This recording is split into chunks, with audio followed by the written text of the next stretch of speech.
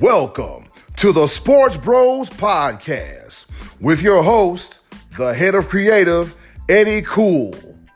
Also, the almighty B-Live and the money man, Scotty D. And now, without any further ado, here they are, the SportsBros. What's going on, world? This be your boy, Eddie Cool, a.k.a. the head of creative, the HOC up in this thing, and welcome to episode 19 of the Sports Bros Podcast. Yes, you heard it right. 19 episodes and running. Up and running. Yes, we are.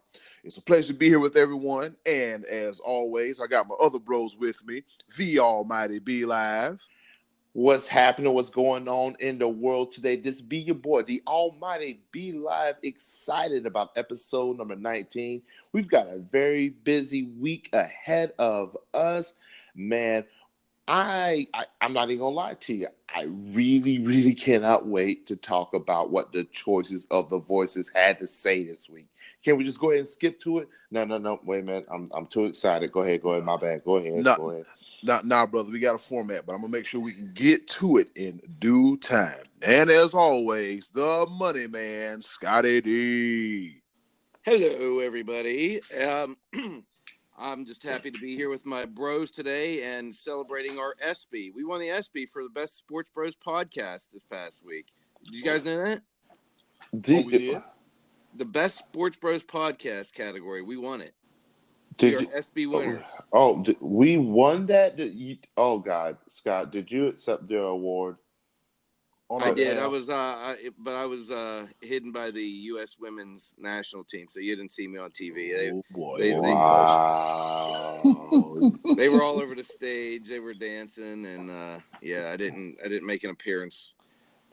So you got hidden by all of the makeup that they did over the plane and everything like that. Is that what happened? Yeah, that's what happened. What had happened was I don't know if I like your segues into my segment, but it's all right. I digress. So we are now SB winners. Sweet. Yep, that's right. An award-winning podcast. We won that award so big, we didn't even know it our damn selves. But anyways, moving into the big news over the weekend. Russell Westbrook. Yes, the lone member of the Thunder Dynasty, or should I say Thunder Dynasty no more. Russell Westbrook, everybody. The last surviving member, I shouldn't say surviving member, but the last member of the Thunder Dynasty, he leaves too. As he gets traded, you ready for this? Drum roll, please.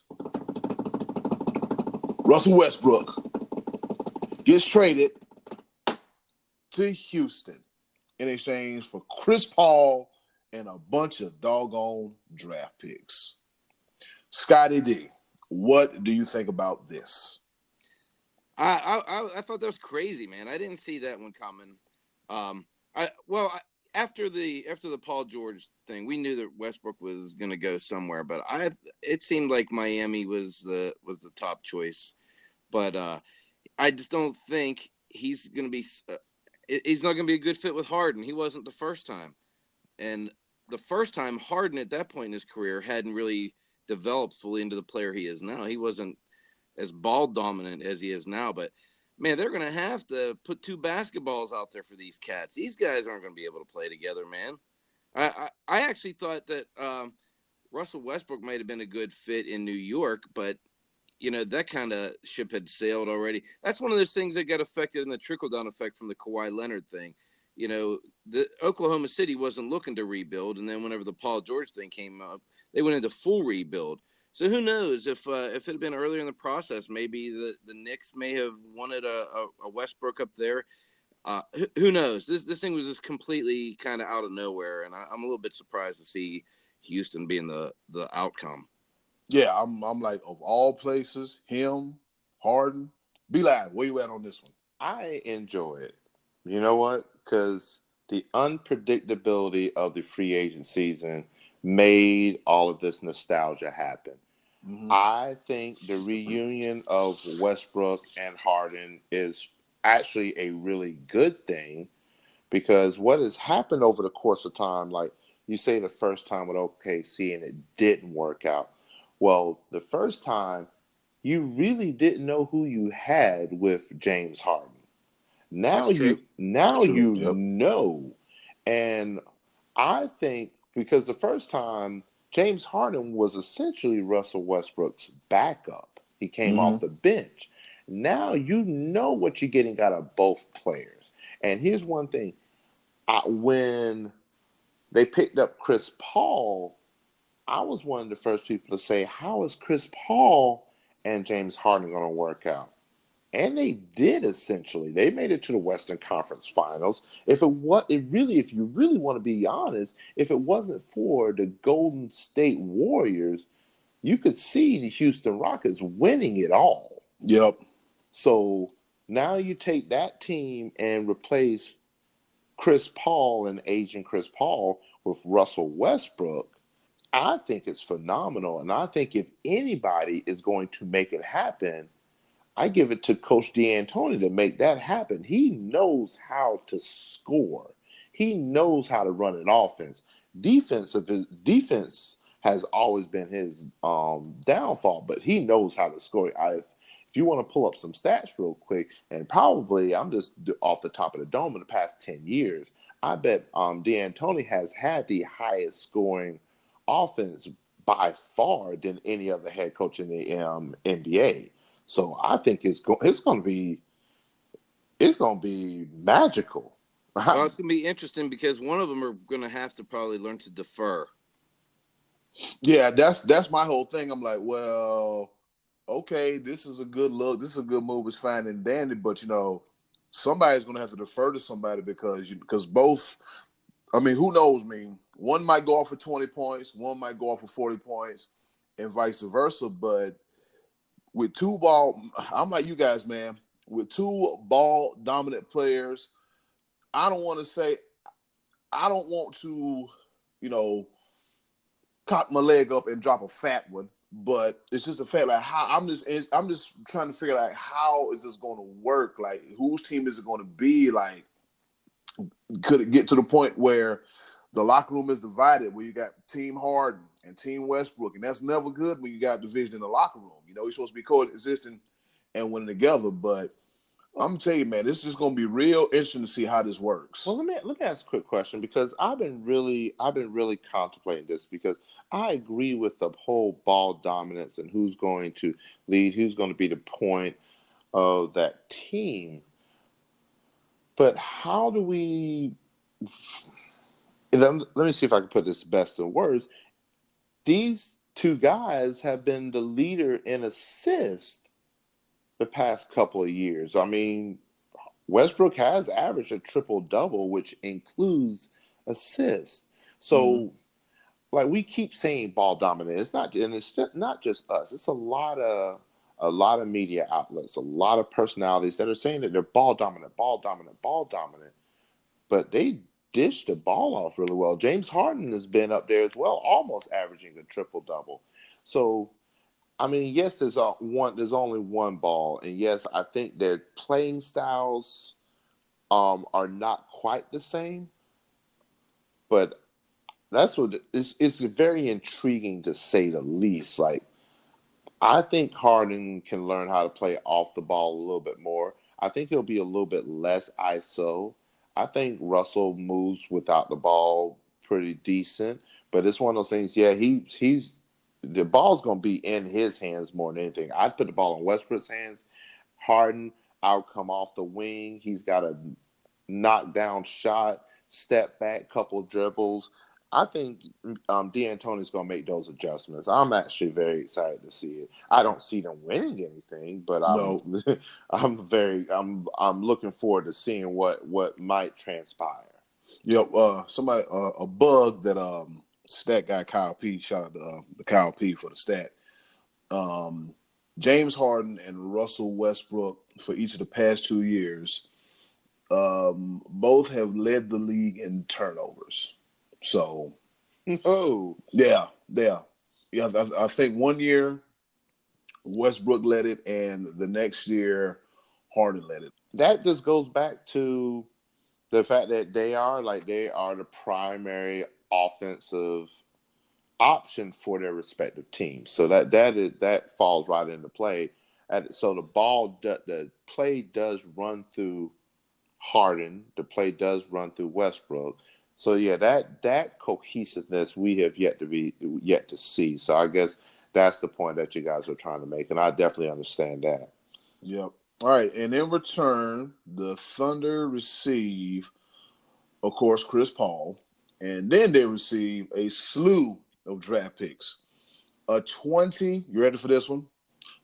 As I clear my voice, a 2024 first round pick protected 1 through 4, 2026 first round pick protected 1 through 4, 2025 swap protected 1 through 20, and 2021 swap protected 1 through 4. And Oklahoma City can swap with the Clippers pick or the Heat pick, and that was according to Shams, aka the other Woj. So yeah, it is definitely a rebuild mode for Oklahoma City, and for Houston, we'll figure out where they go after that. And speaking of blasting off, we're going to talk about this All-Star game right quick, as the National League, the senior circuit, loses to the junior circuit, the American League, 4-3, and Cleveland Indians pitcher Sean Bieber is the All-Star game MVP. But fellas, you know what we really want to talk about? Let's talk about this home run derby. Bombs over Baghdad, if you will. I mean, they were putting them out the park, and especially the impressive performance of Vladimir Guerrero. Yeah, Pete Alonso won, but the real winner, in my opinion, was Vlad Guerrero Jr. What you think about it, Scotty D? You know, I said last week that I wasn't super interested in that stuff. And I just didn't really watch a lot of it. I'm a Josh Bell guy, and kudos to Acuna. He beat him in the head-to-head thing. After that, I kind of lost interest, but I was always a big fan of Vladimir Guerrero. I loved how he could actually get hits when balls are bouncing in the dirt, that kind of thing. So I like that his kids now kind of carrying the torch and put up some big numbers in the Derby there, and I find him really likable. It's kind of a situation where, as much as I'm not really interested in that event, it makes me more interested to see how this kid fares going forward. He has the potential to be an upcoming star. So that's really my biggest takeaway from the whole All-Star thing. I'm not really a big fan of it. Ooh, all right. My almighty Beli, what you think about Vladimir Guerrero Jr.'s performance in the home run derby? Oh yeah, he definitely won the home run derby. I could care less what Pete Alonso did, because the final should have easily been Vlad Jr. and Jock Peterson.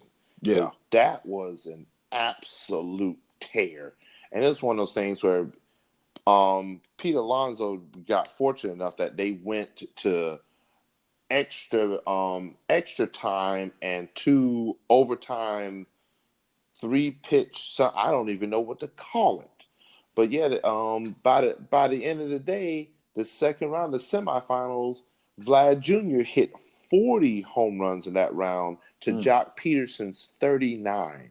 That was the semifinals. So guess what? He's tired. And so Pete Alonso, all he had to do was hit 20 home runs in the semifinals, because Acuna got tired. And it hurt my heart, because that was my dude that was in there, man. And without question, Acuna, you did your thing. And it was one thing that he was hitting home runs all across the park, as opposed to just pulling it to one side. It was a show of raw talent and power.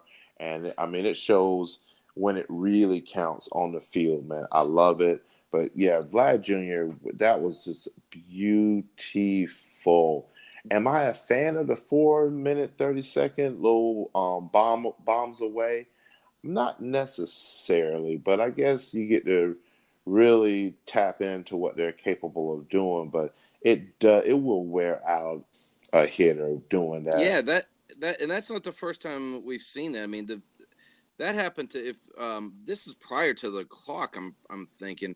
And Josh Hamilton was playing for the Rangers, and I think it was 2008 last year in Yankee Stadium, the old Yankee Stadium. Oh. He had 28 in a single round, and that was the record that stood, I think, until this year, if I'm not mistaken. Yep. And he didn't win. I think Justin Morneau won that year, or one of those guys from the Twins whose name started with an M. Might have been Mauer Morneau, one of those Eminem boys. Eminem. But that. I don't know what you do about that as far as a home run derby goes, because you got to do it by rounds to advance. But if you have a great round, you don't want to back off. You want to get as many as you can, but it just wears them down as it goes. I think back then when Hamilton did it, they had 10 outs. 10 outs, yeah. Yeah, it was 10 outs. Yeah. So I don't know how you fix that, but they've tinkered with it and tried. And I credit to them for trying different things like that. I think the 4-minute clock is kind of cool, but and giving them a timeout is actually a good idea. Let them get a Gatorade, but the big hitter doesn't always win it. The guy who hits the most doesn't always necessarily win. Yeah, and another thing is Vlad Guerrero Jr. coming into the in the home run derby. It was debate like, should he be in there or not? He only has 8 home runs in the regular season. Well, I couldn't tell Monday night. You would have thought he had about 30 of them. To be honest with you, yeah, off the scoreboard, putting them out the park. It's a good sized park, and when that breeze from that lake starts coming in from the stadium, and it's that jet stream up there, man, that ball is gone. You can forget about that. But yeah, he had 91 home runs in a single competition. That's crazy. I just hope that this doesn't blow him up for the rest of the season. But as far as congratulations to Pete Alonso and everybody else that participated. But the real star of the show was Vladimir Guerrero Jr. He's a big boy, man. He is 6'2", 250 pounds. That's a big old boy. Yeah, that's a big old boy, and that's a lot of power. That's a lot of power, man. And hey, like they say, like father, like son. Hey, man. Hey, This definitely lives up to the cliche moniker. I will say that. All right. Since we got that out of the way about baseball, now let's go ahead and get to the meat and potatoes of the podcast, the choices of the voices, and putting together this rundown. Man, I'll tell you, it was fun to hear the back and forth banter. And I knew this was going to happen because when you talk about all-time greats and top 5 quarterbacks, for some strange reason, when you ask for top 5 quarterbacks, they want to give you 1,000. No, 1, 2, 3, 4, 5. We just doing 5, okay? That's all we're doing. But all participation is greatly, greatly, greatly appreciated. The explanations why is greatly appreciated. The back and forth this is what we want to cultivate here at the SportsBros Podcast and on all of our social media platforms. The fans get together, talking about sports. And guess what? Ain't none of us famous. So we just sit here talking about sports, and it's something that we love and something that we will continue to do. Before I go any further, Scotty D, what was this week's question? Wow, so this one really was a hot butt, man. This, not surprisingly, because it was about football, and that seems to be the one that taps into people's emotions the most. But last week, NFL.com released their 25 greatest quarterbacks of all time. And so I asked our listeners to list us their top 5. See how in comparison. Now, I'm going to just give you the top 5 that the NFL.com. I'm not going to list all 25. I'm going to tell you who the NFL had as their top 5. They had Tom Brady number 1 all time. Of course. Joe Montana number 2. Peyton Manning number 3. Number 4, Johnny Unitas. Number 5, Otto Graham, and number 6, Dabo Sweeney. Jesus Christ! See, God, wow. All right. So anyway, we'll get back to Dabo later, but that was the NFL's top 5. As I looked through their list of top 25, I thought it was for the most part pretty much on point. I didn't see Dan Fouts. That was the only one that I thought kind of was left out, but that's what made me want to throw that out there to our listeners to see if they agreed with the NFL's top 5. Who would they rank? Martin Tracy, who we call Matty Ice, he was kind of the heel on our Facebook page this past week. He was one that was stirring it up the most, especially when he came out with the line about being intellectually dishonest, and then he wrote a real long run-on sentence. I thought that was kind of my takeaways from Maddie is I'm not sure if he actually listens to the show, if he just does a lot of trash talking on Facebook, and I'm not sure if he watches anything that's not Boston related. And he still says things like haters, which I think now just him and Taylor Swift and Drake say. I think they're the last ones left.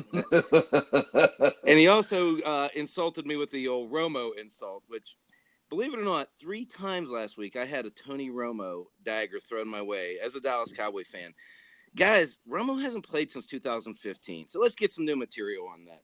But Maddie picked Tom Brady, of course, number 1, Joe Montana, Steve Young, who I think is often overlooked among the greats, which is a good pick, Peyton Manning and Drew Brees. Those were his top 5. Eddie, cool. What else we got? Let's hear who everyone else got, and then we'll kind of chime in on that and see where we're at and some of the different arguments that we came across on the page this past week.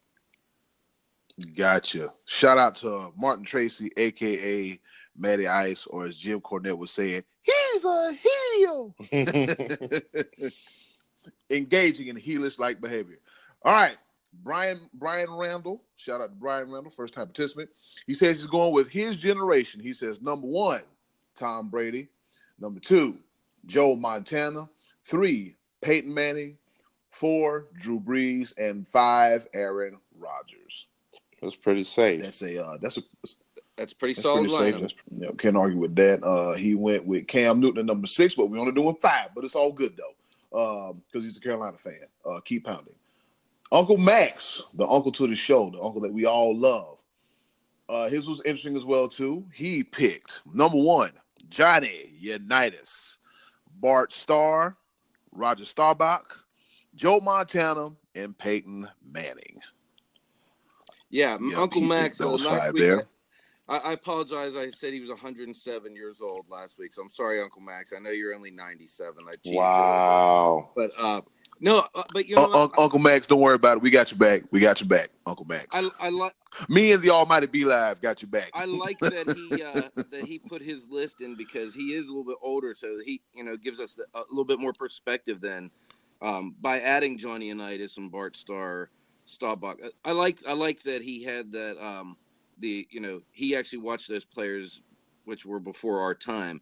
He also said that he wouldn't pick Marino because of no rings, and he didn't pick Brady because of the scandal, the cheating scandal. So I think we'll get into that a little bit more here momentarily. But who else did you have there, Eddie? Cool. All right, let's see. Kirk Jennings. Shout out to Kirk Jennings. Number 1, Tom Brady. 2, Joe Montana. 3, Peyton Manning. 4, Brett Favre. All right. And number 5, Dan Marino. So Eddie, cool. I'm going to go ahead and allow you to have the floor again because you had a little surprise in your voice when he said Brett Favre. Why is that, sir? That's not surprise, man. I mean, Brett Favre is either some people find him great or find him not. But if you chalk it up to his Iron Man streak and his gunslinger ability, he does have a Super Bowl and an MVP under his belt. So that number 4 spot is, that's completely understandable. Yeah, it's just completely understandable. Because, like, going through the whole list, like, there are a few names, and I was like, oh, okay. Oh, all right. Didn't expect to see this one, and why is this one out here? And so, yeah, Brett Favre. I think Favre, as many times he's had us on Favre watch over the last 13 years. I'm surprised he's still ain't trying to come back now, but I digress. I think the reason we probably don't see Favre on more of these lists is because of his high interception rate. That's kind of what made him great, but that was also his downfall too. So that's probably why. That's what my guess is why we don't see him on more people's top 5. I say because y'all being way too nice and being civil about it. I don't know if I like it. Oh, it's early. Okay, because it's early because I was trying to poke the bear a little bit because Eddie Cool, he wanted to say when it came to Brett Favre, just because you throw the ball 127 times and just throw it up in the air because you have a strong arm, but God forbid you have more interceptions than like anybody ever. Some of these guys on the list combined. So it's just I'm gonna say it. Brett Favre, congratulations! You played the game longer than everybody else. You're not on my top 5, and you never will be. Yeah, I said it.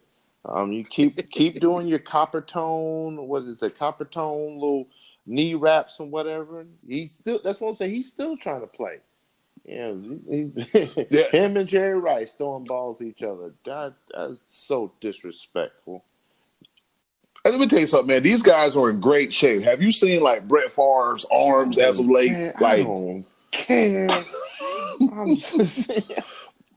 I'm just saying. I just want to be in. I just want to be half the shape at their age. And Brett Favre is 49, and Jerry Rice is 157. So, I would see the thing about it is that I'm getting old, and I want to buy one of those knee wraps and everything because I need it, and I just can't do it because I mean I would do it if it was Jerry Rice. I just can't do it. The Brett Favre, which is I'm not a Brett Favre fan. I've never been a Brett Favre fan. I still remember back in if I'm not mistaken, back in '96, it was Brett Favre that took down my beloved Carolina Panthers in the NFC Championship game. Yeah, Uncle Max reminded me of that one.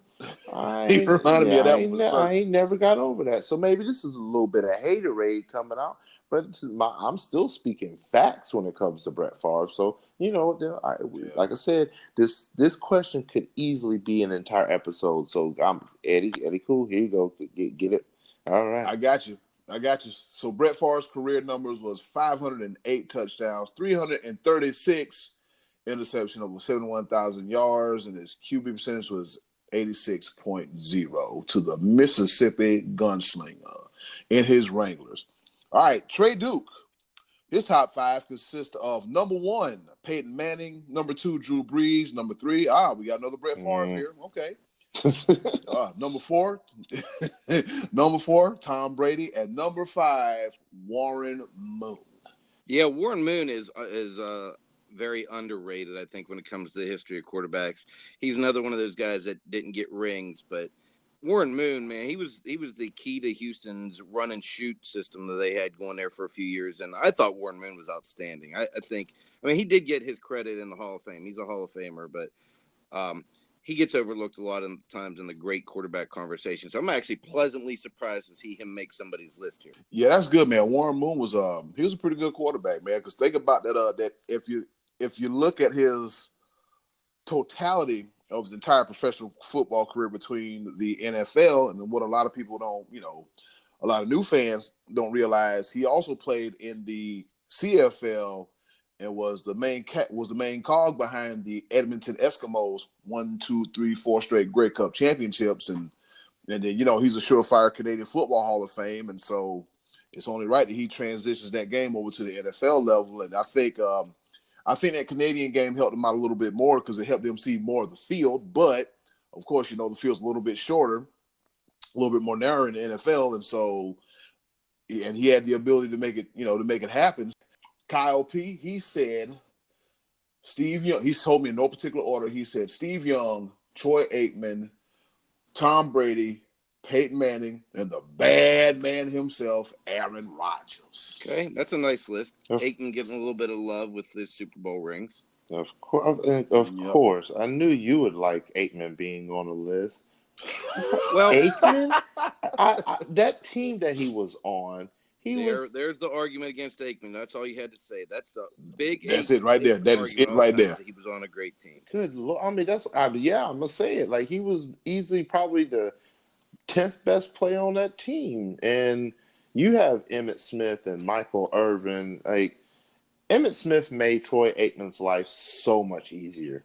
So I'm, you know what? I will give Aikman the respect that he deserves. I mean, was it three-time Super Bowl champion?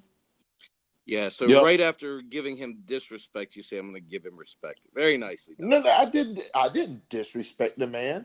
I don't think I ever disrespected the man. I just said that look at the team that he was on. That's not disrespecting him. That was the tone in your voice was disrespectful, sir. You know what? Scotty. Were you even born when Aikman was playing there, Junior? Oh, wow. Oh, boy, here we go. Are we doing this now? Is this a segment we're doing this? Because it's happening. Disrespectful. Oh, my. Okay, you know what? This is how I want to do this.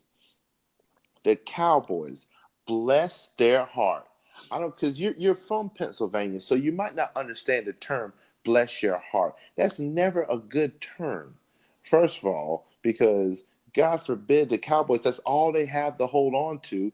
That for some reason, 25, 26 years later, they're still America's team for the love of all humanity. God, but you know what? You know what? I'm trying. I'm trying to be unbiased. I'm trying to give respect to where respect is due. And I did not disrespect Troy Aikman. It was one of those things that team that they had and that offensive line that they had, Oh my Jesus, God. you couldn't get nothing through there. So it's one of those things, Troy Aikman, you put him on a different team, not so much. But then that's the same argument that a lot of our listeners had when it came to Tom Brady. I don't think Tom Brady would ever do the same thing he did if he was on another team in another scheme. Granted, his game did progress, and then there was bits and times and that things just shown like Tom Brady over the course of time ended up being more of a dunk. He dunk here, dunk there, as opposed to the long. Yeah, Dink and dunk. that was where I was going with it. But when he had the luxury of playing with Randy Moss, man, the whole field was wide open. And so, I mean, he evolved with the game, and I respect him. And I'm going to get into it a little bit further because I just love poking the bear. But I can tell you right now, Troy Aikman ain't never going to sniff my top five. Brett Favre is never going to sniff my top five. And, oh, my goodness. Duh, they didn't play for Clemson. Oh, good Oh, Lord. boy.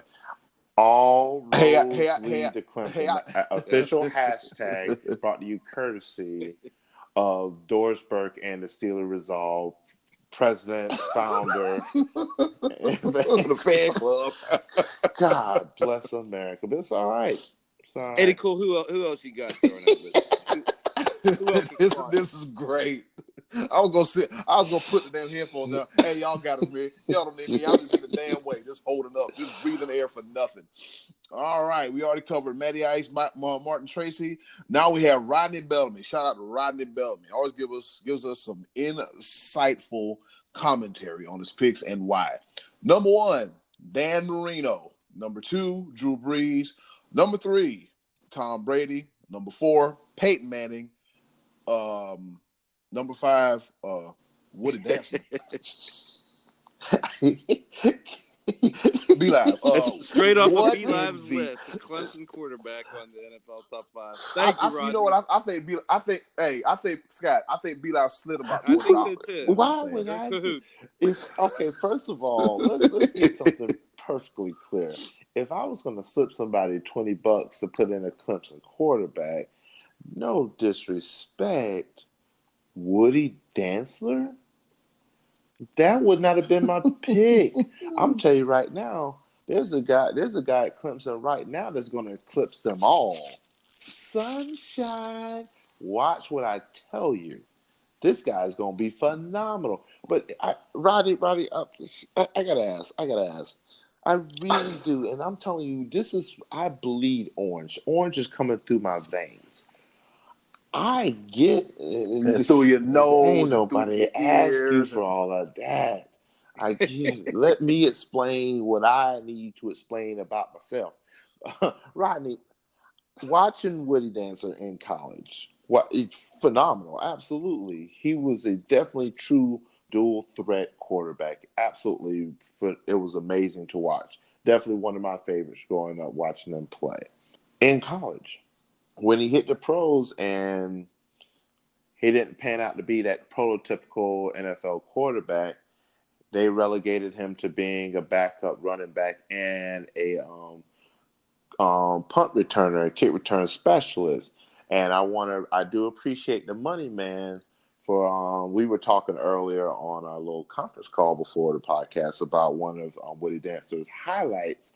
As it was a punt return, correct? Was it, or was it? I think it was a kick. It was a kickoff. It was a kickoff, but yeah, wonderful. But unfortunately, when it comes to the question at hand, kickoff returns do not make a great quarterback, especially the top 5 of all time. I think he was just having a little fun with you there because, if I'm not mistaken, didn't he also include in his text there that he was his favorite college quarterback. I think that's why he threw Woody Dantzler in. Yep. If I'm not mistaken. He did that. He did that. That doesn't necessarily mean he's off the hook, and especially, I mean, Oh, I boy. don't know. That's almost, and it almost hurts me to say this. It's almost penalty box worthy because there was. No. I mean, there's so many other names out there. Top 5 of all time. Yeah, he gave us something different. But yeah, that's different. Let me all direct right. your attention The to top this. Though. the top 5 quarterbacks of all time. One of them is a kickoff returner. But I'm just saying. I know he's having fun with this, but let me direct your attention to this. Be Live. Look at his number 1. He has Dan Marino, and I think he's the only one that we've seen has Dan Marino at number 1. What's your take on that? Oh, my take on that is that he might have redeemed himself from going into the penalty box because Dan Marino is the absolute truth. And I don't care what anybody says because he did not have the surrounding pieces on the team. Every defense knew what was going to happen when they played the Miami Dolphins and Dan Marino. He's going to throw that rock.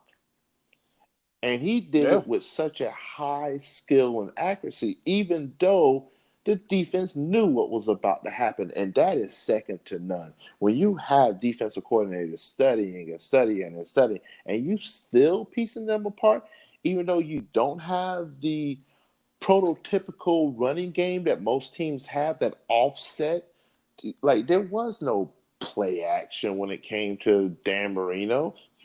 Play action, they're not going to run the ball. And he still, with precision and accuracy, was able to throw the ball the way he did. Dan Marino, shame on everybody else for not having Dan Marino on your list. I say that. So, redemption from the penalty box for picking Dan Marino. There you go. Okay. Let me see. Who else had Dan Marino? A few other people. I think Mike Davis had him on his list, I think. Mike Davis had Mike Davis, Brady, Peyton Manning, Drew Brees, Joe Montana, and Mike Davis had Marino at number 5. So there's another one that picked Marino in their top 5. And then Kirk Jennings. Out of all the people that you read, there was a lot of people left off Dan Marino, and that is a shame before the Lord. Yep, Dan Marino, 420 touchdowns thrown, 252 interceptions, over 61,000 yards, and his rating was 86.4. Yeah, man, you just can't. My opinion, man, you can't talk about GOAT quarterbacks and not talk about Dan Marino. He was the first to. It was his second year. His second year in the league. He threw for 5,000 yards. Yeah, that's a lot. Okay. Yeah, second year in the league, he threw for 5,000 yards in a single season. And I think he went to the Super Bowl in his rookie year, if I'm not mistaken. So he was off to a blazing start. I think so too. Yeah. So he was, So I mean, like his rookie year, he threw for 2,000 yards, but then the next year, man, he turned it up, and he really didn't slow down until like the end of his career in '99. I think his worst year was '93, where he threw for like 1,200 yards, and I think he got injured that year as well too. Yeah, but other than that, man, Dan Marino was just out there just putting that ball where it was supposed to be going, and hey, you run this way, you run that way. The first man to get over them put it to you. But yeah, Dan Marino, people need to put some respect. The fact on that he name. threw for 5,000 yards in the era that he did is absolutely mind blowing. 5,000 yards this day and age is still quite the feat, but it's more accessible because they protect the quarterback more. Back when Dan Marino was first coming into the league, for him to throw 5,000 yards against some of them defenses that he faced, bro. Oh, man. Yeah. Okay. He's up there. He should be on your list. Shame on the rest of y'all. Yeah. I said it. Yeah.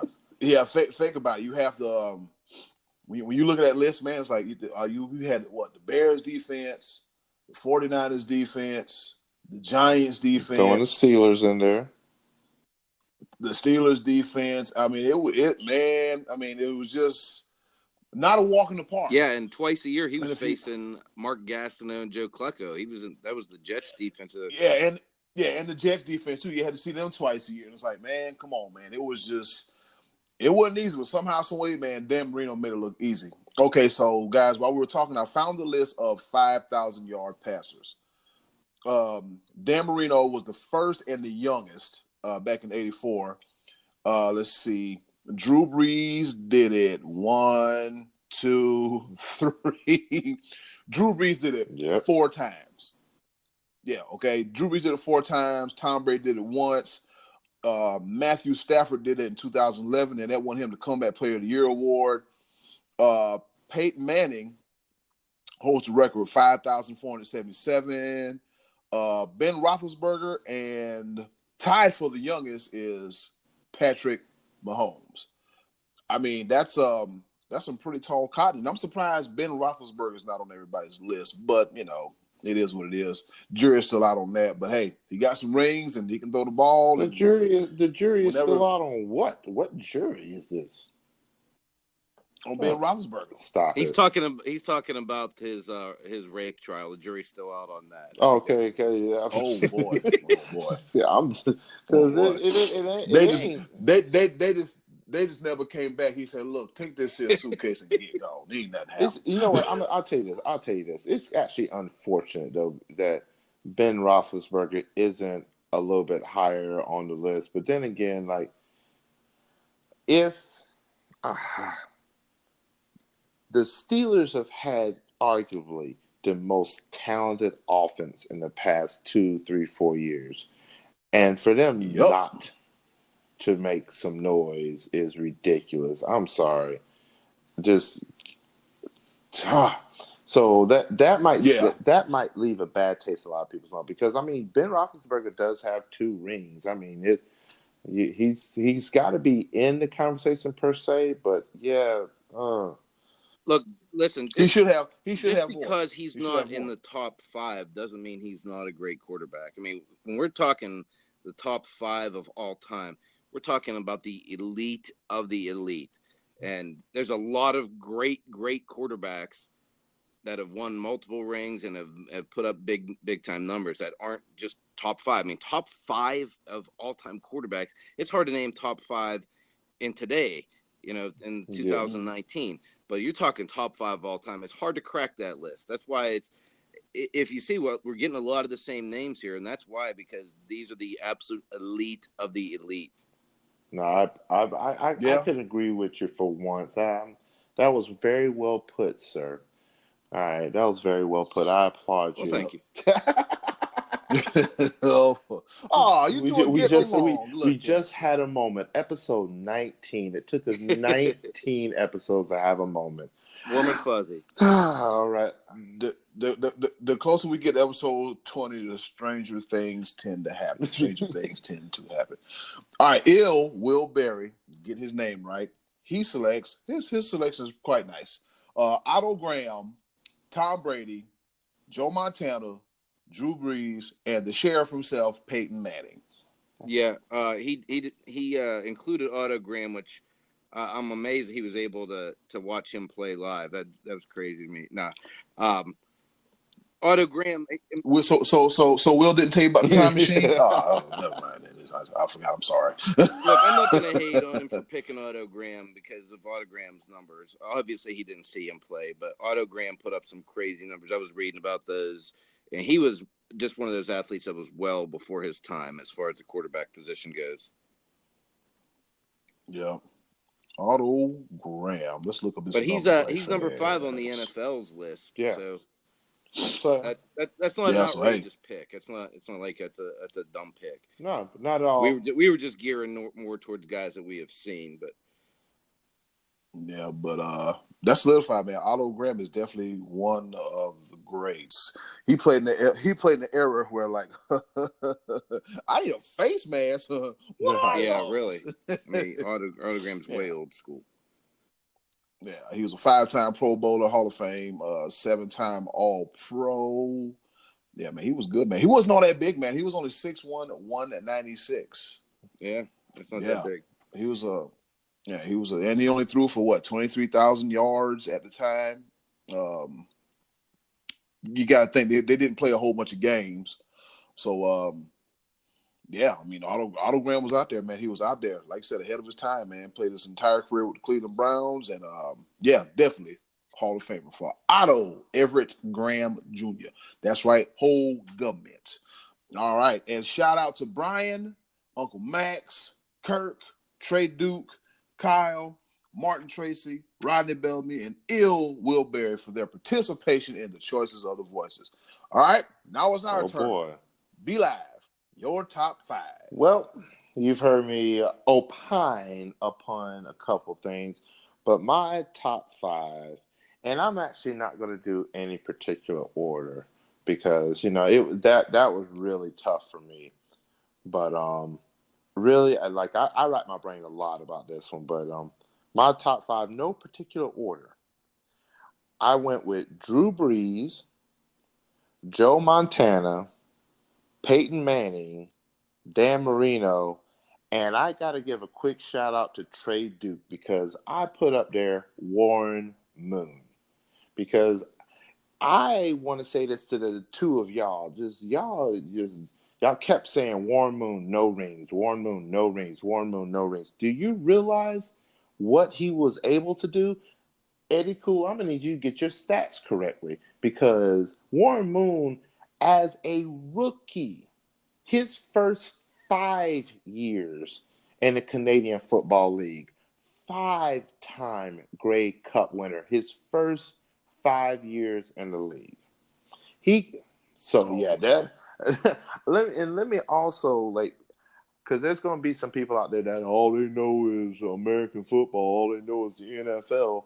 How dare you? First of all, second of all, I put Warren Moon up there because people also don't realize he is the 5th member of the 70,000-yard club because his CFL and his NFL time. I put him up there. He was a game changer, and he just fell into those eras of the 80s and 90s that he was right there with your Joe Montanas, your Dan Marinos. And I mean, he aired out the ball, and he also got a bad rap just because, they weren't quite ready for, I'm just being honest with you, they weren't quite ready for the African-American quarterback.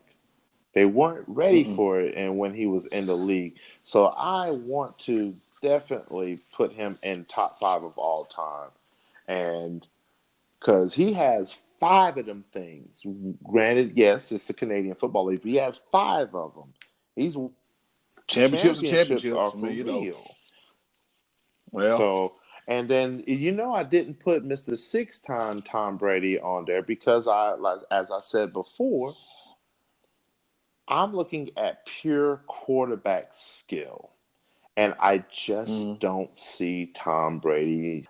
I give him his ability, his longevity, he's studious. He studies the game very much so. He has the records that are there. Like him and Randy Moss were ridiculous with it. Just imagine if he had a Randy Moss type for more than one season. I'm gonna give him. That's what makes him great is that he doesn't. He's had tons of different receivers. White ones too, that he made good. I mean, but it's been like with wide receivers. You're talking about Troy Brown, the late great Terry Glenn, Deion Branch, Kimbrell Tompkins, Wes Welker.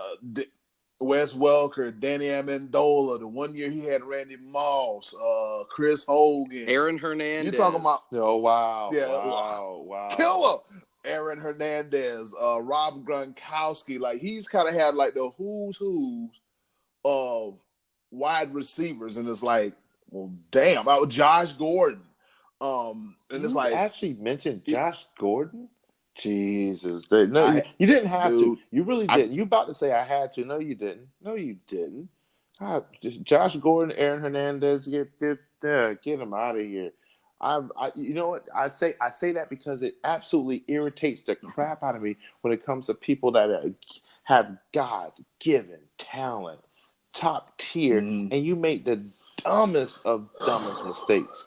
Get it. I get it. I've made my fair share of mistakes in my life, and I've been granted some opportunities. People probably look at me like, you have no room to talk. But man, I don't know. I don't know. It just irritates me to like Josh Gordon. It wasn't just one time. Like, God, but yeah, but Multiple we are occasions. digressing away from what we're talking about. Yeah. Tom Brady, yes, I would say number 6 for me. He just did not crack the top 5. Reason why I put Drew Brees up there is because, man, like Drew Brees was not supposed to be great. He wasn't. Nope. So 6 foot, barely he can't even see over his offensive line, and the way he's able to put that ball on a dime. And being a Carolina Panther fan, saying something good about an in-conference rival is very hard for me. But I'm trying. I'm. Man, who are you telling? Somebody's like, well, who's your favorite quarterback? I'm like, Drew Brees. And why do you say that? Drew Brees, the numbers, man. Come on, man. Drew Brees. So I mean, yeah, his numbers are ridiculous with it, man. And just like I said, his ability to transform the offensive game, and then adjust to when he recognizes the talents of Mark Ingram and Alvin Kamara, dude. And they're literally one play away from being in the Super Bowl 2 years, one play, and I'm talking about dumb plays. Like I hate to say it as in division rival, but man, they got screwed. Yeah. And I'm gonna say this to one of my good friends, Brandy Hoskins. I'm a shout her out on this show. Like, she's a diehard Saint fan, and also one of my managers, Brian Lynch. He's a diehard Saints fan as well. I'm saying this on the air. You guys got screwed, and Drew Brees is the truth, top 5 of all time. Oh God! Drew Brees has out. catch your breath. Yeah, you had to get out. Drew Brees 74,437 career passing yards. Yeah, a member of that elite 70,000 yard club. Money man Scotty D. Let me defer to you on this one first, Eddie, because I have a couple points I want to wrap up here. But I'd like to hear your top 5, and then I'll kind of put a bow on this topic. We don't want your bow on the. You don't get to go last. Talking about to save the best for last. I'm just playing. Go ahead. Well, I'm going to give you the correct answers. That's why I'm going to go. Oh last. My God! Oh, here we go. Please, yeah. I'm going to go ahead and give you mine right now. Let me stretch out real quick because I want to hear Eddie's. I want to hear Eddie's top 5 quarterbacks of all time. All right, let's see. We got Joe Montana, Dan Marino, Tom Brady, Drew Brees, and Peyton Manning. Okay. Very solid. Nothing controversial. And that's your order? Yep. Yes. And the reason I say Peyton Manning is just the fact, it's been a pleasure just to sit back and watch him just go to the line and just dissect defenses apart. Like, he's a quarterback's quarterback. He's cerebral. He can look, okay, the Mike linebackers here, that's there. You watch for this and watch for that. Like, he sees things before it happens, and hit that Omaha and all the theatrics and everything. Is like Peyton Manning knows how to run a well-oiled machine in the offense. We've seen it in Tennessee.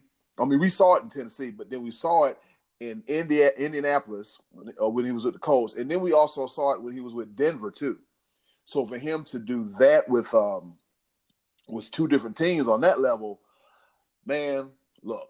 And like when he played us in the Super Bowl, we got like the Peyton Manning that was when he played the Panthers, we got the Peyton Manning that was a shell of himself. And people can say what they want to. I'm gonna go ahead and say it. The Broncos had a hellified defense that bunch year. Bunch of headhunters. Yeah, bunch of headhunters, but they had a hellified defense that year, and I can't take that away from them. But just to sit back and watch Peyton Manning do what he does, oftentimes I find myself going down the YouTube wormhole, just looking at Peyton Manning, just taking the plays apart, and then with some of the defensive players being mic'd up, like, well, we thought we had, but we couldn't adjust him. And the thing about it is, he adjusts to the defense, and the defense got to turn around and adjust to him.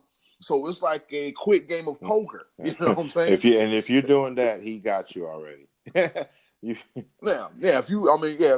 it's like the first drive of the damn game in the first quarter, and you got a case of the humming, oh man, it's gonna be a long day. Pack a lunch, baby, because get ready for it. I actually like watching the show Detail when he starts breaking down. Yeah. I'm like, Jesus, this guy he's a genius, absolute genius. Yeah, he's no slouch. I mean, the same can't be said for his brother Eli. But I mean, Eli.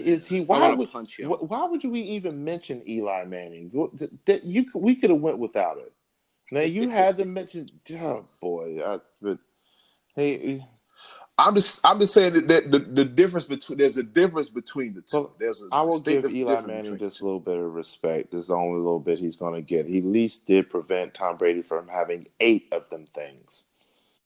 So yeah, he did play a role. He did play a role. He's like, we gonna stop you right here. We gonna stop. And I bet the 72 Dolphins also appreciate Eli Manning for sure.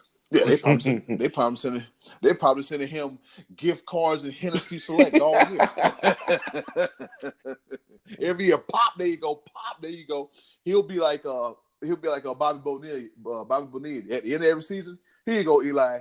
Here you go, man. All right, Scotty D. You said you want to save the best for last, so let's see what you got. Be live. I think you get ready. Well, let me just before I go deep into my list, I am going to tell you that Tom Brady is my number one, and I know that we saw a lot of arguments for and against. I know that Trey Duke was mentioning that Brady played against a weak AFC East a lot of years. Facts.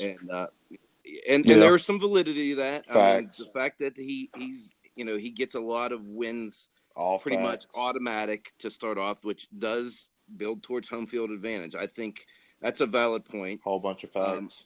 And Max left him off because he said he was a cheater. And he doesn't want to include cheaters. I think that's extreme, but I also think we're naive to not consider the fact that Brady and the Patriots had some scandalous things going on around Spygate, Deflategate, all the gates. Spygate was pretty in depth, and it's deeper than a lot of people think. Bill Gates, Kevin Gates. I'm sorry. Go ahead, Scott. Go ahead, Scott. If this is PTI, if this was not PTI, but this is around the horn, I have to mute your mic, man. You are thoroughly off the rip this morning. It is early, ladies and gentlemen. Let's remind you, it is early. Okay, it is early for us. We decided to start recording early because we knew this was going to, stretch a while, and yeah. But anyway, Scott, go ahead. Mute your damn mic, be live. Keep it up. All right, you got it out of your system. You mind if I continue? Watergate sound. Okay, I'm done. All right, go. Oh my goodness, I'm sorry. I'm sweating. All right, Scott, go ahead. Oh man, floor is yours, sir. All right, so got me lose my train of thought here. All right, so in response to B Live saying this guy is the 6th best because he's a system quarterback, I mean, that's kind of like saying Willie Mays was only the best baseball player of all time because he played center field, and that he wouldn't have been good if it had played second base, or something to that effect. The fact that he played in a system that works for him and is the best ever at it, I don't think it's something you can hold against him, especially considering that he's walking away with 9 Super Bowl appearances and 5 rings or whatever the number is, off the top of my head. Truth of the matter is Tom Brady, I rate these guys the way I'm looking at my list. I'm considering not only clutch performers, but skill level. And by my eye test, I don't think I've ever seen anybody better at it overall than Brady. The rings have to carry some weight. It's not, it's not the whole argument. Like Jim Kelly had no rings. Eli has 2. I think Jim Kelly's a much better quarterback, but I do think that rings have to have some consideration. So Tom Brady, I got to believe, is the best quarterback that I've ever seen. Number 2 on my list is Joe Montana, and 3 is Peyton Manning. So my top 3 were the exact same as NFL.com. My number 4 is one that hasn't gotten mentioned, and I hate even saying this because I could not stand this guy, but John Elway looked like the prototypical quarterback throughout his career. He had the strong arm. He was tall. He came back. He came through in the clutch. He went to 5 Super Bowls, and he won 2 of them. I never liked John Elway. I was not a fan of his. I didn't like the way he began his career by saying, I'm not going to play for the Colts. If I have to play football, I'll go play baseball. So I didn't respect that, and I've never been an Elway fan, but he was just what your prototypical quarterback looks like. And then number 5 for me, it's either whatever day you ask me, Marino and Breeze. I'm kind of flip-flop between those guys. So that's my top 5.5, I guess you could say. But Tom Brady, I think, has to be, based on his numbers, his on-the-field performance, and the rings, Tom Brady's got to be number 1. So I agree with NFL.com. And it sucks to say it because we're sick of seeing Brady win every year, but he's the guy. No, Yeah, I mean that's. I mean, you make rings says things in Tom Brady's case. And I'm glad you also brought up John Elway, because as I was going through the list, and I was like, man, we got some guys missing. I don't see no John Elway. I don't see no Jim Kelly. I don't see this one. I don't see that one. And I'm like, what in the world is going on? I mean, but yeah, just like you said, man, John Elway was that prototypical quarterback, and he was a little pain when you played against him. So yeah. And I can't argue against them saying Johnny Unitas number 4. I just didn't personally watch Johnny Unitas play. By all accounts, he was the greatest quarterback until the 80s came along, and you have Marino Montana threatening that. But I can't argue against Johnny Unitas. I just am saying that I didn't see him play, so I'm not going to rule against Johnny Unitas. So thank you to everybody, because this was actually a really fun week for us watching the back and forth on Facebook. It was great to see our responses this week. I absolutely love it. I want to put a side note in this, because I want to actually ask you guys about this. How do you feel about your Michael Vicks, your Randall Cunninghams, your Cam Newtons of the game that were the dual threat quarterbacks? Because we spent a lot of time with your prototypical pro style quarterbacks. How do you feel about those guys and how they revolutionized the game? Well, you go ahead, Scott. I'll go first on this. I think the problem with those guys is that the running became too much of a factor. Whereas a Steve Young and a John Elway had mobility where they were able to scramble and get, extend plays. Even Roethlisberger, to an extent, is like that. They're able to extend plays, giving their receivers time to get open. Whereas I think Randall Cunningham and Vic were more inclined to tuck the ball and just go, because they're the best athlete on the field usually. Michael Vick pretty much was the best athlete on the field every time he walked out there.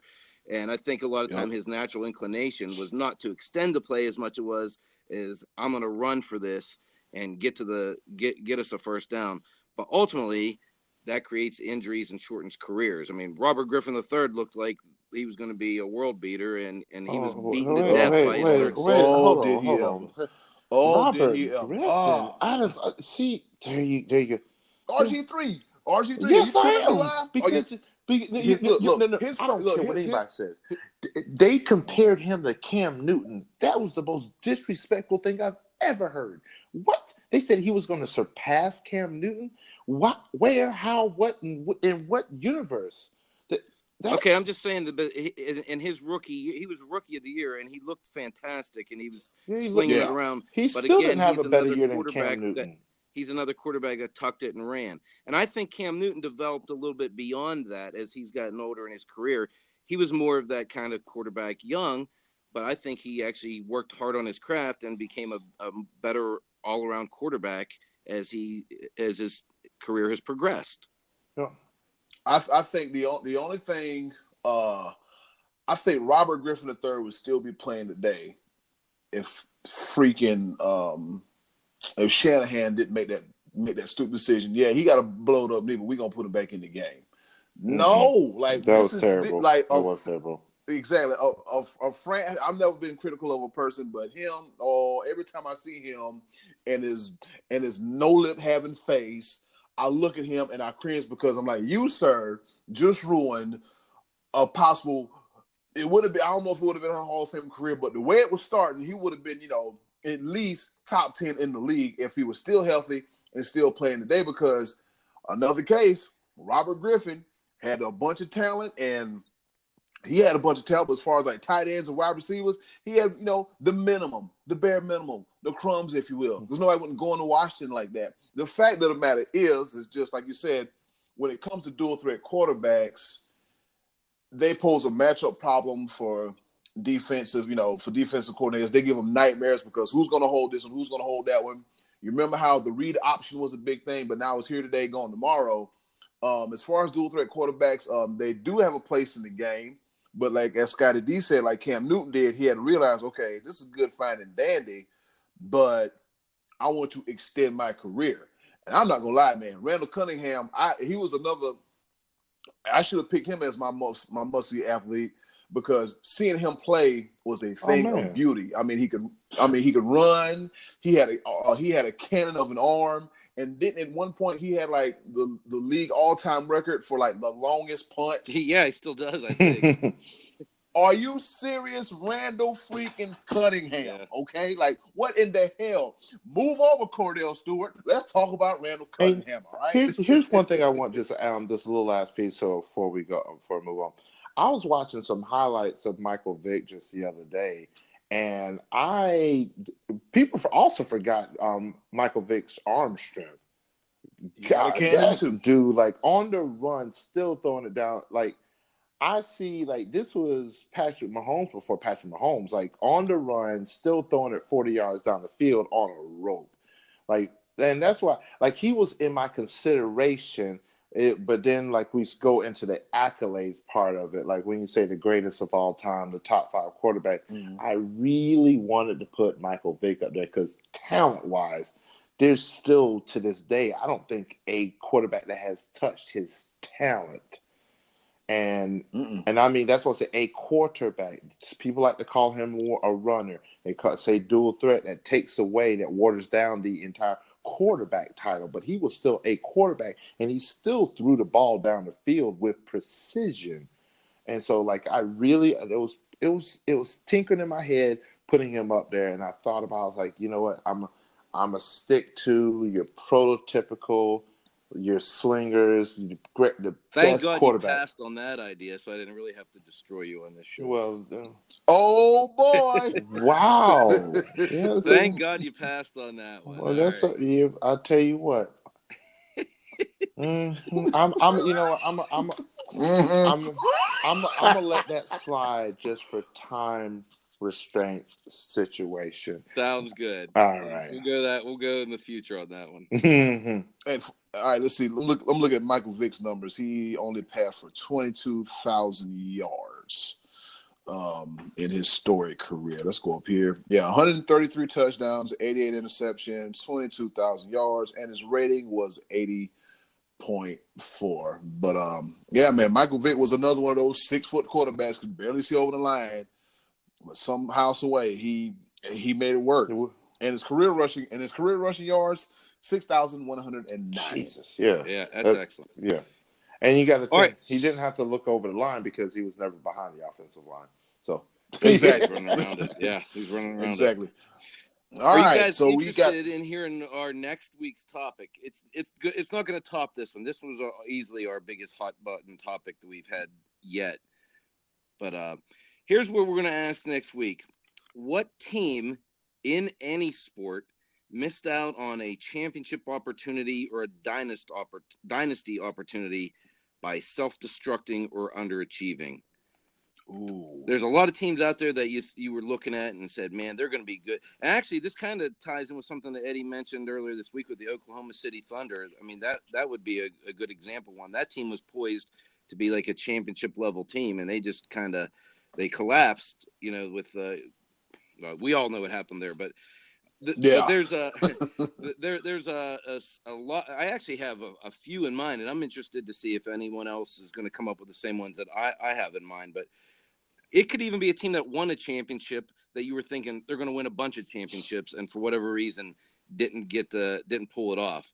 So this could be any sport. It could be even college sports. I know like UNLV, they won the 90 title, and they looked like they were definitely going to win again the next year before going down to Duke in college basketball. So it could be something like that. It could be college sports, pro sports, any sport you want.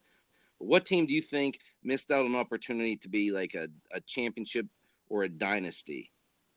Wow, I got 5 off the head. But you know I what? like it. I'll save it for next week. I like it, definitely. Yep. So once again, shout out to everybody that participated in the most spirited version of Choices of the Voices in the history of the SportsBros Podcast. This is why we do this. This is why we do this, to get everybody involved, to have good, spirited, heated debate, to get the blood flowing early in the morning or whenever you listen to this podcast.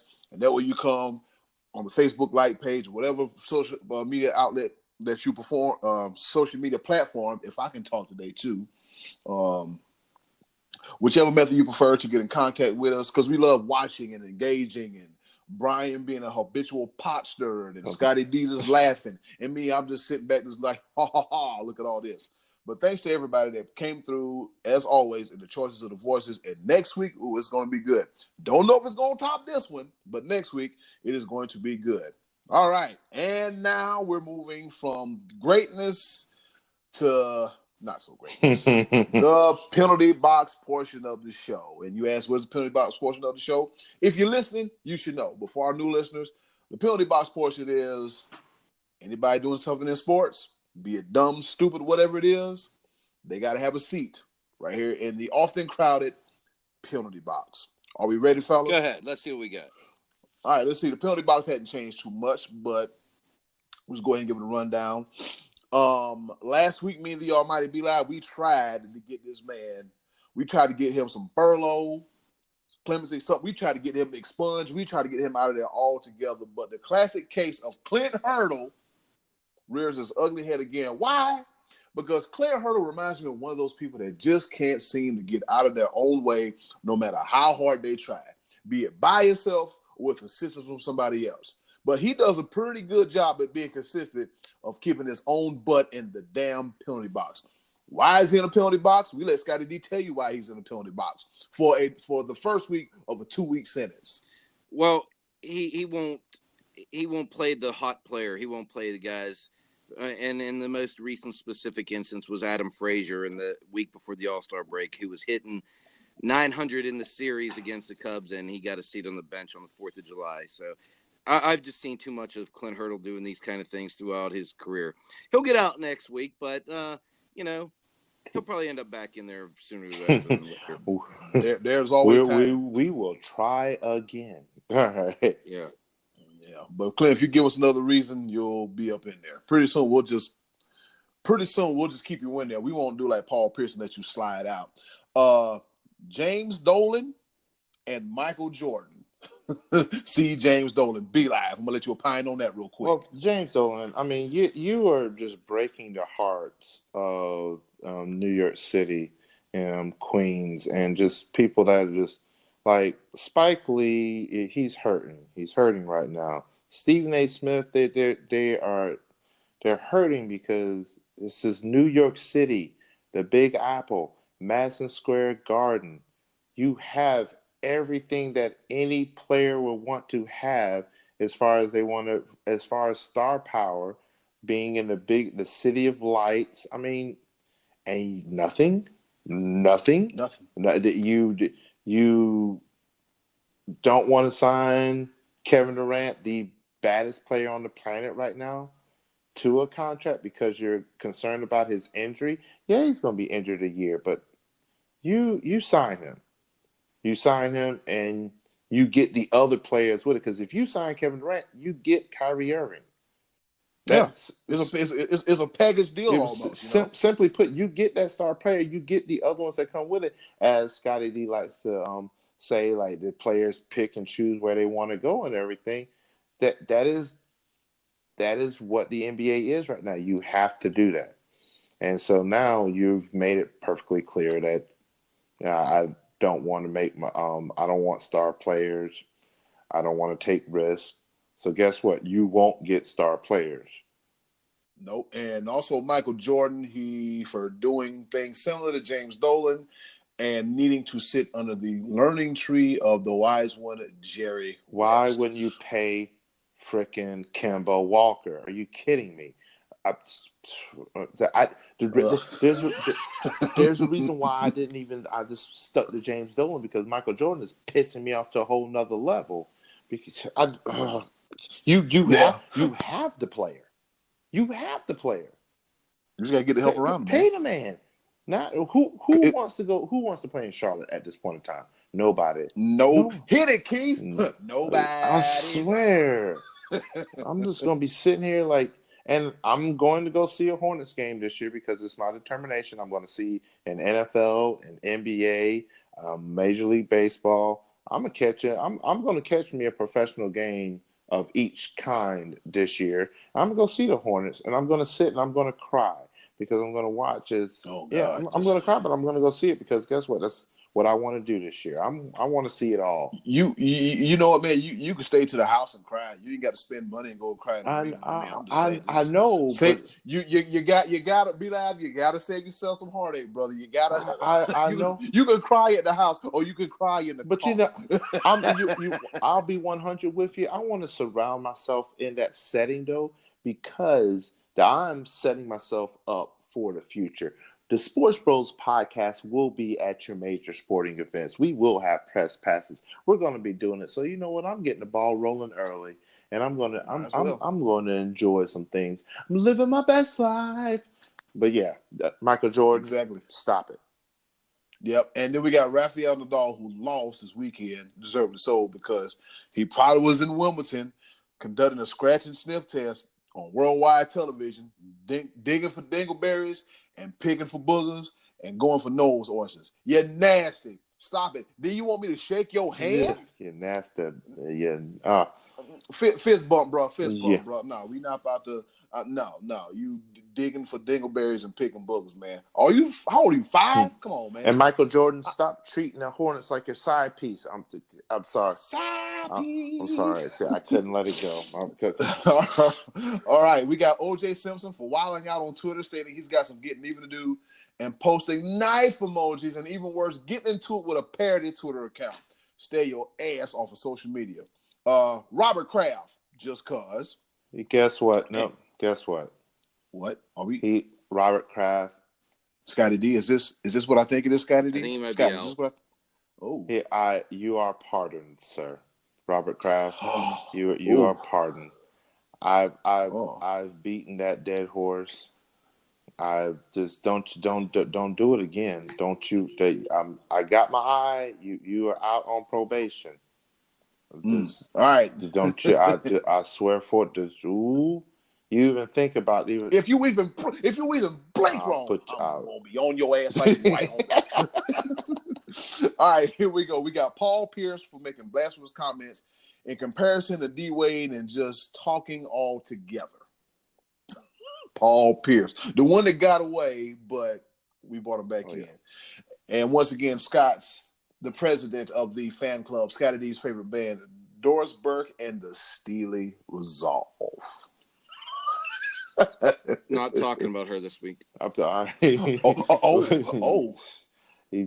So is Doris up for parole? Yeah, she's out. We're done with her. You don't even want to talk about her anymore. She'll get back. No, she'll get back in when the NBA starts up again.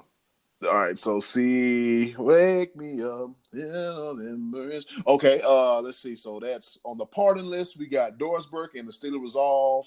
Oh, guess who makes the penalty box list this week? WWE and that damn Snickers commercial. Oh, okay? yes. Oh, dear God. Yes. It's Pete Zachary. Okay, here's what, you know what, damn it, I'm going to say it. The Home Run Derby was better than Monday Night Raw. You don't believe me? Just check out this past week's edition of Three Things Thursday. You know what?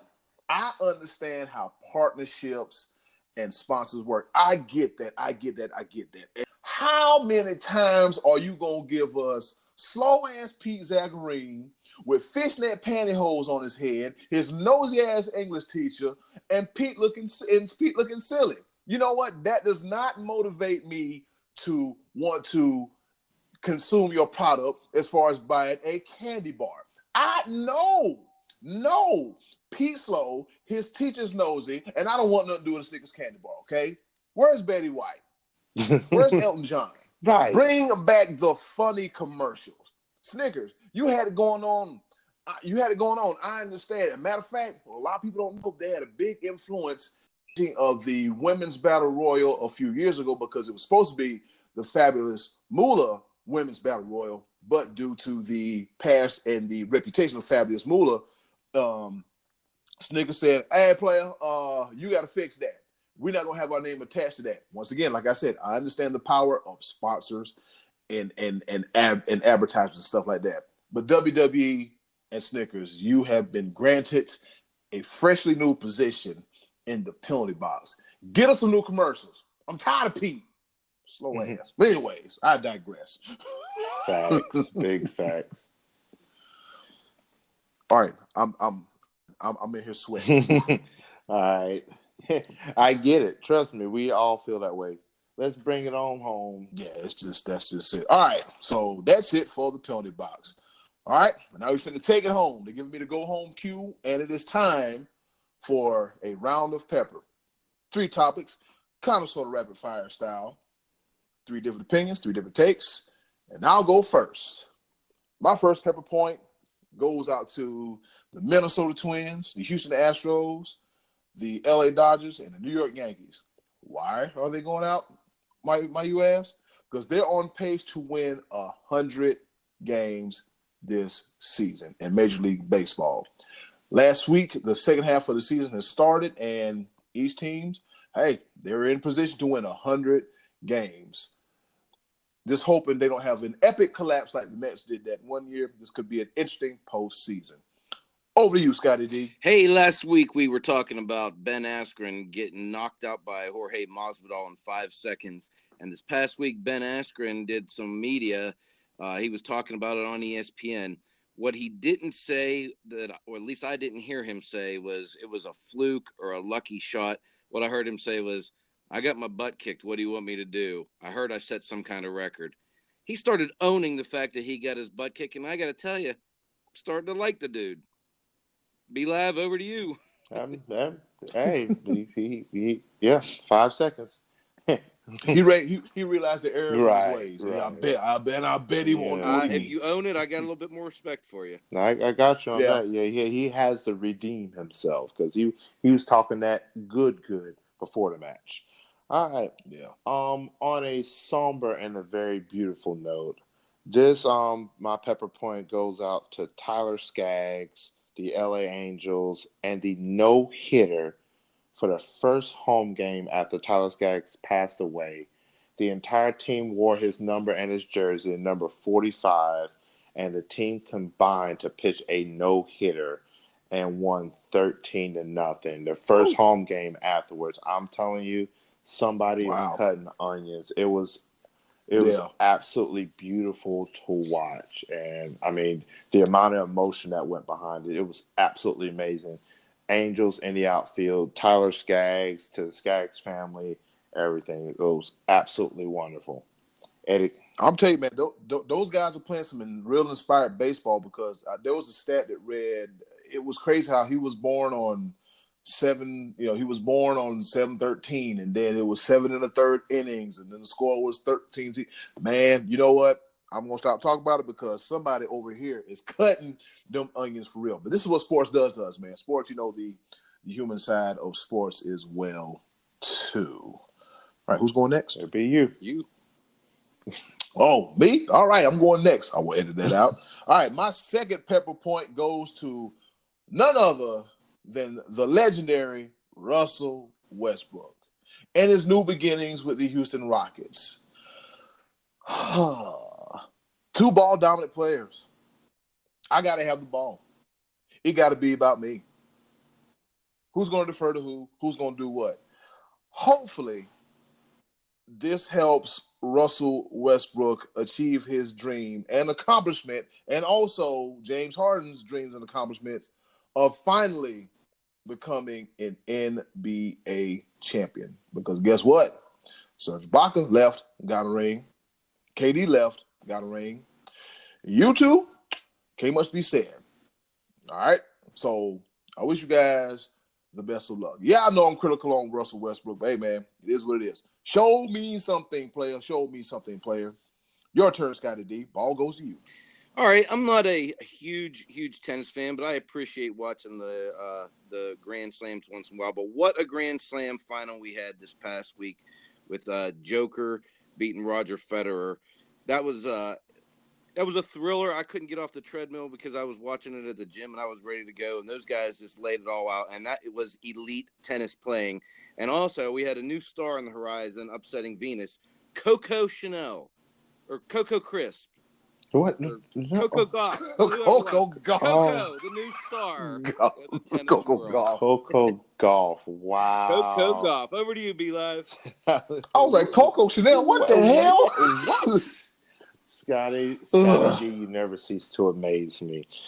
All right. Speaking of UFC, Thiago Santos, when he fought John Bones Jones, and I say he won.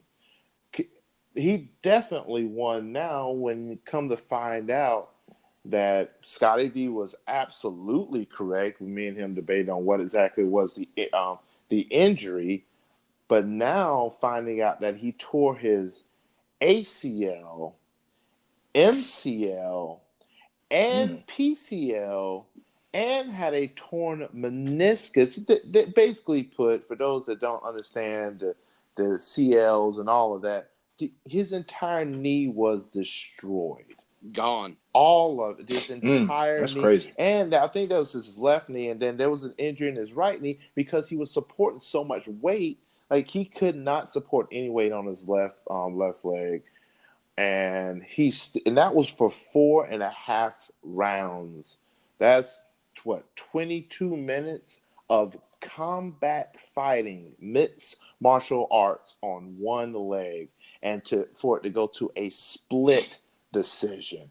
Man, Thiago Santos, you won that fight because those are literally technical points that you couldn't even support your body weight on one of your legs. Dude, shout out to you.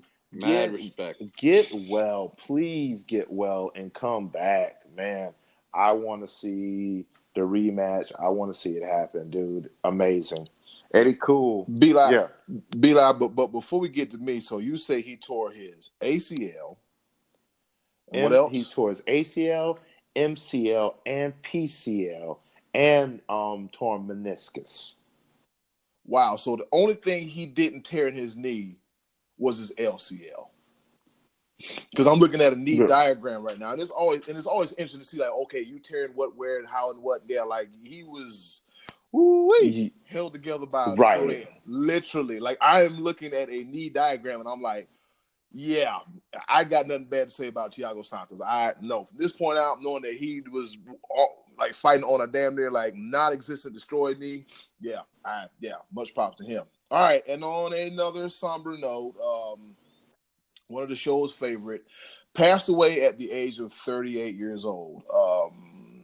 I got harassed and hazed about picking him as a must-see athlete. The hefty lefty, the round mound of touchdown, Jared Lorenzen, he got called home. He went to his heavenly home. He had a battle with weight issues through a good majority portion of his life. And from the talk of everyone in Kentucky, man, he was a lovable dude, likable dude, had a big heart, and would do almost anything for you. It's just, and also what people don't know, he also has a Super Bowl ring to his credit, as he was Eli Manning's backup when they beat the Patriots the first time around. Hate to see the good go early, but this is a note to everyone out here, man. Please, please, please take care of yourself. 38 years old, barely lived his life, but thoughts and prayers go out to the Lorenzen family, the entire state of Kentucky, friends, families, and fans, and rest in peace to the hefty lefty. Well said. Well said. Absolutely. This past Wednesday night, I actually attended a Myrtle Beach Pelicans game, so I was not home to watch the ESPY Awards. But I want to give a shout out here to at the ESPYs, the breakthrough athlete, best male athlete, best male tennis player, and best game were all won by Dabo Sweeney. It was an amazing night for Dabo, amazing night for Clemson fans. They swept through the ESPYs. Over to you, B Live. That you an entire pepper point on some cylinders. And you know what? I Scott, where do these roads go to? All roads lead to Dabo. All roads and he lead won. to He won Dabo. four ESPYs, and he was also the best new artist of the Grammys this past year. So shout out to Dabo for all those victories this year. He's cleaning up. Wow, so he even beat out Lil Nas X. Wow, Yeah. hey man, this Dabo man, Fantastic. that was a powerhouse. I'm about. I love you guys so much. The legendary Dabo Sweeney, man. Look, they ain't got no statue of him up there in Clemson. Oh, they will. Or a driveway or something, or a placard. All of it. He's gonna have a road. All of it. Oh yeah, he is definitely Clemson all the way. University of Dabo. Right. Never mind Clemson. Dabo U. I love it. All right, let me finish off this with some exciting news because, any chance and opportunity that the Sports Bros can learn and grow and evolve, I'm telling you right now, I'm going to try with everything in me. But I want to promote this event at Max Speed Shop in Fayetteville, North Carolina, where I work at, my employer. We have the honor and the privilege. Barstool Sports Radio will be at Max Speed Shop on Thursday, July 18th from 4 to 7 p.m., interviewing fighters for the Rough and Rowdy competition that will be held Friday at the Crown Theater here in Fayetteville, North Carolina. So Sirius XM has been in and hooked up the internet, the secure line for themselves. We will have radio personalities from Barstool Sports. Let me see if I did just share a little bit of info because it's also going to be on Sirius XM Radio Channel 85. Let me see. Hey. Channel 85. Make sure I write that down because I do have Sirius XM. Oh, yes. It's it will be the Chaps and Cake Show from 4 to 7 p.m. They will be recording live at Max Speed Shop and interviewing. There's a lot of different matches: Army versus Navy, Army versus Marine Corps, and Rough and Rowdy competition is simply just it's amateur fighting, but it's one of those things where it's highly entertaining. Just basically take off the gloves and just a good old fashioned brawl, and I'm very much looking forward to it. I've been talking with Sirius XM executives and personalities from Barstool Sports. I'm going to pick their brain. Hopefully, one day you will hear the Sports Bros Podcast on Sirius XM and Barstool Sports. So I'm hoping that there might be a partnership in the future. So. That'll be pretty damn dope. That might mean we can quit our job. But yeah, one can only dream. What was that hashtag, Eddie Cool? Making dreams into reality. Yeah, turning dreams into reality. Yes, turning dreams into more than just a yes. hobby. I love it absolutely, man. So this is going to be a highly anticipated event. Ladies and gentlemen, come and see us at Max Speed Shop. Award-winning barbecue, 57 beers on tap, over 100 bottles and canned beers featuring our local breweries in North Carolina. There's so much great things going on. I know so much about the beer that's there because I order it all. Your bar manager, your boy, the almighty B Live. Yes, sir. All right. That's a very informative and spirited and emotional version of Pepper. All right, Scotty D. We're getting towards the end of the show and the almighty B Live. Thank you, fellas. We made it through 19 shows. Next week is 20. So We're going to have fun doing that one. But before we go, we got to let people know where can they find us, starting with you first, Money Man Scotty D. And don't say in front of the TV watching the Women's World Cup. Yeah, that you won't find me there. You won't find me there. I had to do it. I had to do it. You would. I had That's to do a great call. You wouldn't find me there, but you'll find me at Beast Ninja in Myrtle Beach. It's obstacle course training. Come on down, bring the kids. It is for children of all ages. That's on 501 across from the Tanger Outlets. And you can find me on Facebook, Stirring Up Trouble. Nice. Yep, Stirring Up Trouble. Yep, I've seen a few videos from the Beast Ninja place, and it is very, very good. Very good. I have to check it out next time I come back down there and try not to pull a muscle or bust my gut, so you know. Right. All right, Almighty Be Live, where can they reach you? You can find me in St. Louis, where the gun... Here we go again. You can find me on the gram and on Twitter. Twitter handle and Instagram is This Be Your Boy Be Live, no I. So THSBEYABOYBLIVE. You can also find me on Facebook, Brian Livingston. But the biggest is the Sports Bros Podcast. You can find us on Twitter at SportsBros PCast. You can find us on Instagram, Sports Bros Podcast. You can find us on YouTube. We're uploading some videos to YouTube as we speak. And YouTube, stop censoring it, brother. I'm trying to give the credit out to the people that deserve it. My bad, Lord. Muting me in certain countries because I used a song or whatever. It's entertaining. Anyway, you can find us on YouTube as well, the Sports Bros Podcast. And please check out our Facebook like page. And we're actually looking forward to your recommendations. Let us know. We want to hear your input as the listener. Because this is how we grow. This is how we excel. This is how we succeed is by your voice. So let us know what we can improve on, what you want to hear. This is sports by the fan, for the fan. Yes, sir. Yep, we got 500 likes and counting. So if you are listening to this, share it. Tell your friends. Rate. If you haven't subscribed, go subscribe. There's a lot of ways to listen to us and also watch us as well, too. Matter of fact, we got episode 12, if I'm not mistaken, of the SportsBros Podcast, where you see all of us under one roof at the same time on the Facebook profile, on the Facebook channel, and also on, on Facebook and also on YouTube as well, too. You can, if I can get my words together today, this be your boy, the HOC, the head of creative, Eddie Cool. What Be Live left out, don't forget What Happened Wednesday with the Almighty Be Live. And Scott starts whenever he damn well pleases. You like that, Scott? That's the Sid Vicious intro right there. Wherever he damn well pleases.